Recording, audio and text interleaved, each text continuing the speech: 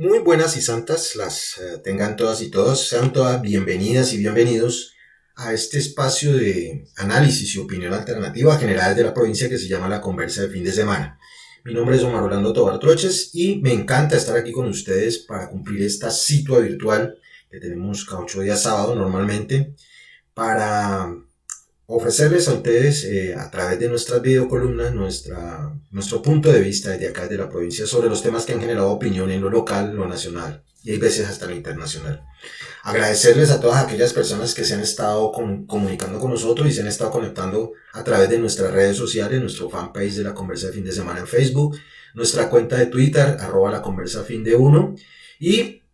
aquellos que se han suscrito, y los invitamos, aprovechando el momento, para que ustedes también se suscriban a nuestro canal de YouTube, La Conversa de Fin de Semana. E igualmente invitarlos a que hagan parte de nuestra campaña de autosostenimiento económico que se llama Una Vaca por la Conversa, del cual ya afortunadamente tenemos socios estratégicos, hombres y mujeres que han decidido confiar en esta alternativa comunicativa hecha desde acá, desde la provincia, en el norte del departamento del Cauca. Como pueden ustedes ver bien, ir viendo acá en el banner, nuestra videocolumna del día de hoy se llama Colombia, Guerra y Elecciones. Y tal como está el título de nuestra videocolumna, hemos decidido como dividirla en dos partes. Primera, Colombia en guerra, para después abordar Colombia en elecciones. Esto porque durante esta semana, estos 8 días que no nos hemos visto, el tema central, lo que ha generado opinión pública, desafortunadamente ha sido esos dos ítems, esos dos asuntos: la guerra que no cesa en Colombia y el marco de las elecciones que ya se avecinan de presidente y vicepresidente de Colombia en menos de 2 meses. Es un marco complicado y que quisiéramos que ustedes junto con nosotros analizáramos un poquitico. Entonces, en la primera parte nosotros vamos a abordar, la hemos titulado Colombia en Guerra, para que analicemos en esta vez, más allá de los titulares que son pocos desafortunadamente, ya hemos empezado a naturalizar, a normalizar nuestra guerra, y son pocos el aporte periodístico, el análisis sobre los hechos que diario están padeciendo las personas aquí en Colombia en distintas partes del territorio nacional. En esta ocasión aquí en la conversa vamos a hablar de aproximarnos a dos situaciones complicadas de guerra, una acá en el norte del departamento del Cauca, exactamente acá en el vecino municipio de Caloto, y la que ustedes también conocieron, mucho más que la de Caloto, lo que ocurrió en Putumayo. Entonces, para poder abordar estos dos hechos, estos dos sucesos en los que tristemente nuevamente las fuerzas militares parece ser que cometen hierros, parece ser que no planifican, o por el contrario, que es una tesis que ronda por ahí a la cual nosotros quisiéramos prestarle algo de atención, pareciera ser que rondaron nuevamente el fantasma de los falsos positivos, un afán de algunos miembros de la fuerza, presionados por las políticas del gobierno central, de dar resultados a como de lugar y de mostrar una faceta de fuerza. Entonces, para abordar esta primera parte de la conversa del día de hoy, de la videocolumna de la Colombia en Guerra, vamos a presentarles a ustedes un video de una rueda de prensa, una presentación que hace un comandante del ejército colombiano, una tercera división acá en el suroccidente de Colombia, respecto a unos hechos confusos que se presentaron entre miembros del ejército colombiano y algunos miembros de las comunidades indígenas del norte del Cauca. Hechos súper confusos en el que hay dos versiones como mínimo, pero que nos dan una idea de esta crítica situación de guerra que está pasando en el territorio. Yo los invito a que veamos este primer video, le presten mucha atención a las declaraciones de este comandante del ejército, porque quizás en estas declaraciones nosotros nos podemos ir dando cuenta de las claves de este bochornoso, por decirlo menos, o calificarlo lo menos grave posible, asunto de las fallidas operaciones militares que terminan vinculando a civiles, campesinos, indígenas o afro. Por favor, mucha atención a las palabras de este comandante del ejército colombiano. No se despeguen, presten mucha atención al video y ya seguimos en esta videocolumna Colombia, Guerra y Elecciones. Donde comunidades indígenas, cocaleros, con intereses comunes, con la Jaime Martínez, con estas disidencias FARC, retiran los soldados mediante una sonada. Les exijo tanto a las comunidades indígenas que respeten a nuestros soldados, a nuestros héroes. No voy a permitir más de eso. Así como respetamos todas las comunidades indígenas, respetamos sus creencias, pero a mis soldados me lo respetan. Seguiré con una mayor ofensiva contra esta estructura criminal de Dagoberto Ramos y Jaime Martínez. Todo el poder del Comando Específico del Cauca contra estas estructuras. ¿Podrían ustedes escuchar y ver al miembro, al comandante de las fuerzas militares del ejército colombiano, la tercera división, haciendo una muy grave acusación al principio del video? Si ustedes le prestaron atención, este comandante señala una relación estrecha, una complicidad, una connivencia entre las comunidades indígenas, los cocaleros y las llamadas disidencias. Esta acusación no es nueva, esta es una acusación que viene siendo reiterativa, se repite cada cierto tiempo y cada cierto comandante. Pero lo grave de estas acusaciones, que me parecen arriesgadas, aventureras e irresponsables, es que este tipo de señalamientos van aparejados de otros actos de violencia, más allá pues de las fallidas o mal logradas operaciones militares en las que miembros del ejército terminan abusando de su autoridad o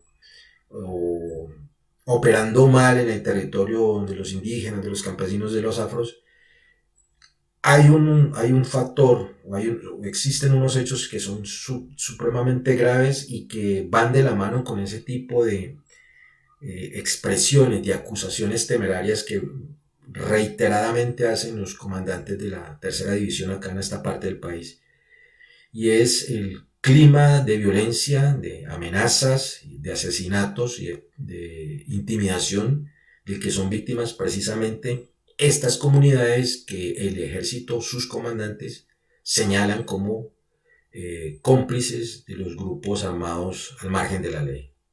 bien sean disidencias, ELN, narcotraficantes, etc. Señalamiento por parte de las cabezas del ejército e incluso del mismo ministro de gobierno, de los ministros de guerra, inmediatamente amenazas, atentados, homicidios. Quisiéramos creer que son absurdas y muy tristes y desafortunadas coincidencias, pero tantas coincidencias juntas no lo permiten. Esta declaración que escucharon ustedes es la declaración del comandante del ejército. Ayer, anteayer, ya salieron las declaraciones de las autoridades tradicionales diciendo todo lo contrario a lo que decía en esta declaración el comandante de la tercera, del cual extrajimos este pedacito porque nos pareció supremamente grave la acusación que él hace allí y que es el colofón de una explicación sobre una mal lograda operación militar en territorio indígena. Vuelvo y reitero, no podemos soslayar, mirar así desapercibidamente esas coincidencias, acusaciones del ejército de complicidad entre los actores armados ilegales, la ilegalidad con las comunidades indígenas. E inmediatamente vienen las amenazas y los asesinatos. Tanta coincidencia no es coincidencia. Y en medio de todo eso siempre salen a relucir por, vuelvo y digo, falladas operaciones militares. No sabemos, y esperemos que ojalá sea así, por mala planificación, por mala operación, o quizás rondando nuevamente el fantasma de los mal llamados falsos positivos. Eso pasó acá en el norte del Cauca. Todavía la situación es confusa, vuelvo y insisto, hay dos versiones, pero lo que pasó en Putumayo también pareciera coincidencia. Y para que lo miremos un poquitico, quiero dejarlos también en este análisis de la Colombia en guerra. Quiero dejarlos con un video, también un extracto de con gran la preocupación rueda de prensa de la gente. vemos cómo el Estado, a través de la fuerza pública, ha cometido miles de delitos en contra nuestra.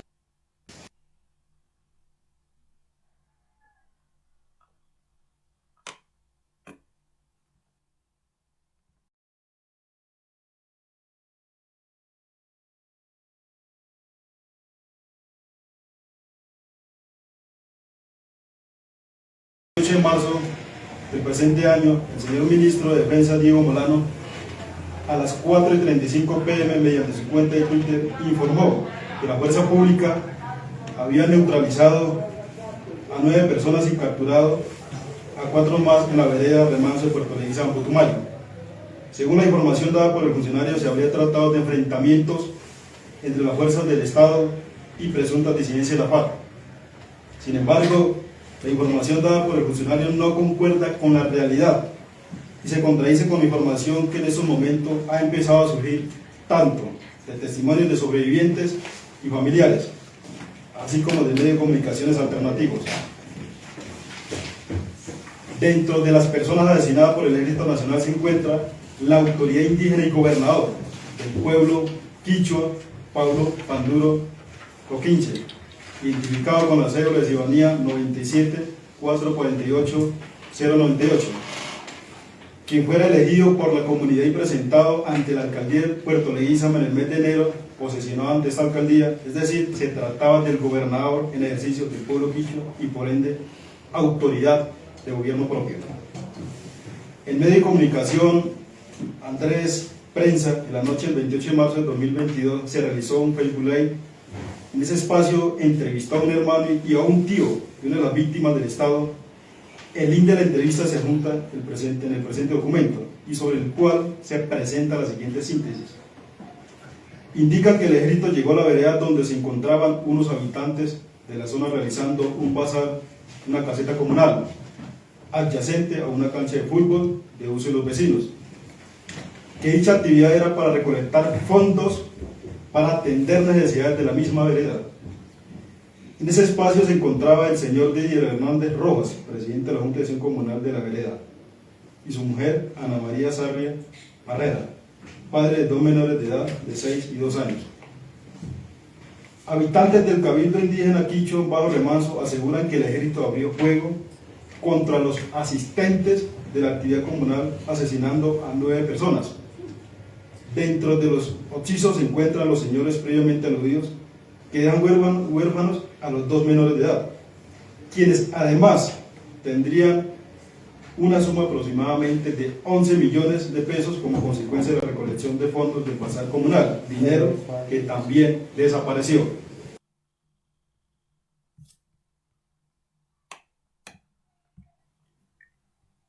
No sobra decir que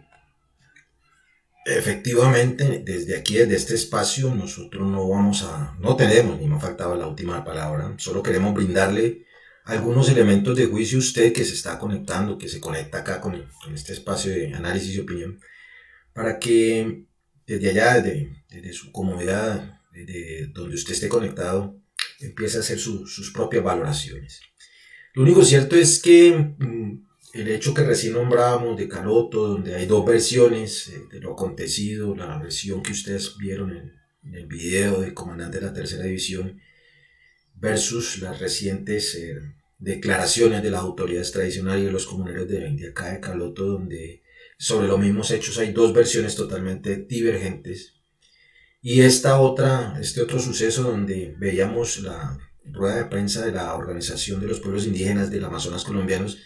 haciendo también graves acusaciones a miembros del ejército por lo que pareciera ser un abuso de autoridad que parece ser terminó siendo un crimen de lesa humanidad, que pareciera ser un crimen de lesa humanidad. Vuelvo y reitero, nosotros aquí no somos organismos de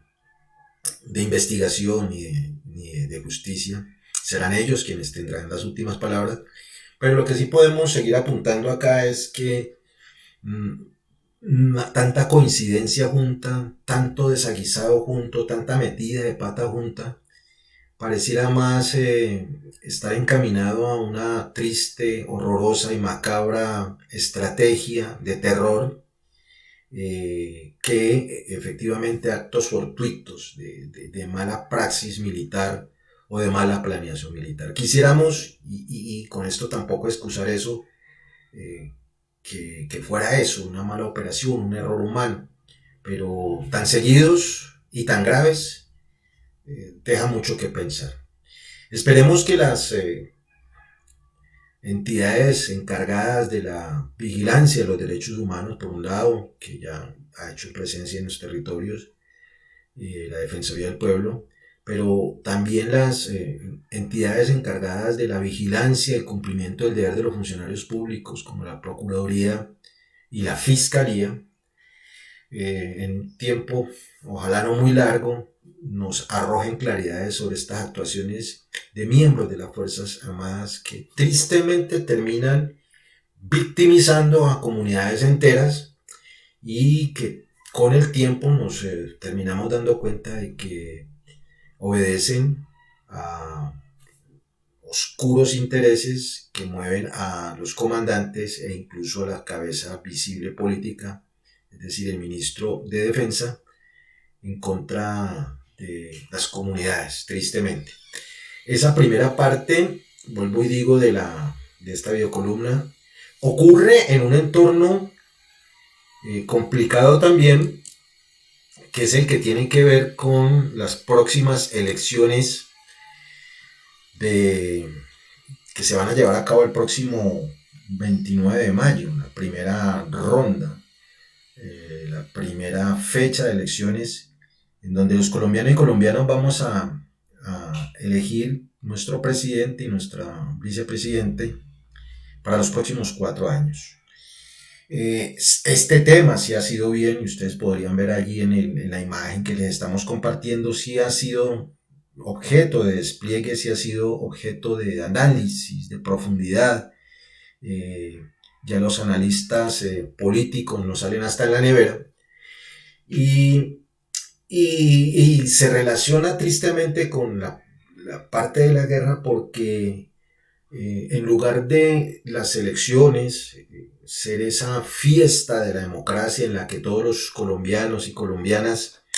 quisiéramos participar con agrado, con despreocupación también, hasta donde se pueda, para tratar de elegir quiénes van a gobernar nuestros destinos en los próximos 4 años, se desenvolviera sin ningún tropiezo en un clima de transparencia, en un clima de reglaje de las normas del juego. Pero lo que pasa es todo lo contrario, una guerra que azota a las comunidades más apartadas del centro del poder, que es Bogotá, que victimiza a las personas de menores escasos, de menores ingresos, de escasos recursos y con menos acceso a los bienes y servicios del Estado. Y por el otro lado, una decisión grandísima que está relacionada con un aparente nuevo escenario de confrontación de las fuerzas. Recientemente veíamos el pasado 13 de marzo cómo los partidos y movimientos de oposición escalaron su participación electoral a punto tal de que ya nivelaron en el Congreso de la República su número de congresistas, representantes y senadores, lo que pareciera indicar una equiparación de fuerzas políticas. Pero eso va de la mano con lo que ha venido pasando en los últimos 2 años, una constante muestra pública del descontento de la ciudadanía en general y de rechazo y de señalamientos en contra de una clase tradicional política dirigente que no le ha dado las respuestas que ha necesitado el pueblo, y mucho más ahora en un contexto de crisis económica ocasionada por la crisis sanitaria. Todo esto sumado pareciera indicar que estas fuerzas alternativas, estas fuerzas de izquierda, pudieran acceder al poder político administrativo en Colombia. Entonces, nos parece preocupante que más allá de la manipulación de la información, como ustedes han podido ser testigos en estos días, ya hasta los rusos, como vemos allí en la pantalla, hasta los rusos ya los metieron en el baile de toda esta tragicomedia de espionaje, de amores y desamores, y la manipulación de las cifras y de la interpretación de estas cifras para tratar de equiparar unas tendencias estadísticas que marcan como un puntero al candidato del pacto histórico. En esta última encuesta publicada por semana ya aparecen casi que equiparados el líder del pacto histórico con el líder de la centro derecha colombiana, unas cifras que dejan mucho que pensar, pero que hacen parte de toda esta manipulación mediática de la opinión pública. Y lo grave que de esta manipulación pública es que hay un antecedente cercano de una sospecha muy fundada y casi que comprobada de comportamientos fraudulentos alrededor del proceso eleccionario. 500.000 votos se habían perdido, alrededor de 500.000 votos se habían perdido en estas elecciones. Y preocupa sobremanera que a esta manipulación que ustedes están viendo en los medios, donde ya entraron los rusos, donde las encuestas un día dan perdedores a uno y al otro día esos mismos unos terminan siendo los ganadores en las mismas encuestas, está en el marco de todo esto la guerra de las que estamos hablando en esta primera parte de la conversa. Quisiéramos hacer un llamado a todos ustedes para que no perdamos de vista lo que se está poniendo en juego el próximo 29. Nada más ni nada menos que el futuro de la nación colombiana, el futuro del país, el futuro de los hijos, de los nietos nuestros y de nosotros mismos. Hay una especie de tensión en el aire, en el ambiente, a raíz de todos hechos que ya hemos mencionado, el avance de las fuerzas alternativas, el incremento de la violencia, el incremento de las amenazas, de los asesinatos, los hechos de guerra que recién mencionábamos, las sospechas de fraude y la manipulación de la información. Manipulación en la que ustedes ya veían ahí en el titular, ya han vinculado incluso a los rusos en este cuento. En torno a este oscuro panorama de las próximas elecciones, nosotros estamos haciendo un llamado. ¿Quiénes somos nosotros? Bueno, ahí no se ve muy bien, y ahí en el banner que ustedes están viendo desplegado abajo de la pantalla, los invitamos a que se metan a nuestro blog, que es laconversadefindessemana.blogspot. Ahí está apareciendo